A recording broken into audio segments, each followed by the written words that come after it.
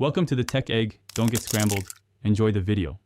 In this video, I will explain how to fix a zipper on female trousers. We'll cover common problems like a slider that won't stay up, teeth that don't interlock, or a broken pull tab. Understanding these issues is the first step to a successful repair.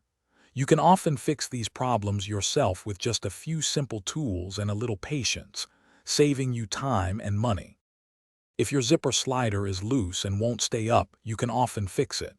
Use a pair of needle nose pliers to gently squeeze the back of the slider where the two sides meet. Be careful not to squeeze too hard, as this could damage it further. If the teeth are separated, carefully realign them before attempting to move the slider again. Sometimes, a new slider is the best solution. For a broken zipper pull, you can easily attach a new one. A small jump ring like those used for jewelry works perfectly to connect a new pull to the slider.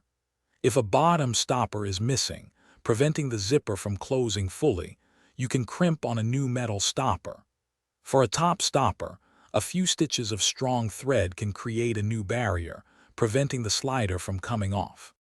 Sometimes, a zipper is beyond simple repair, and a full replacement is the best option. If many teeth are broken, missing, or severely bent, or if the zipper tape itself is torn, a new zipper will provide a more durable fix. While replacing an entire zipper is a more involved process, it ensures your trousers are fully functional and look great for many more years to come. Thanks for watching. Consider subscribing if I helped unscramble your problems.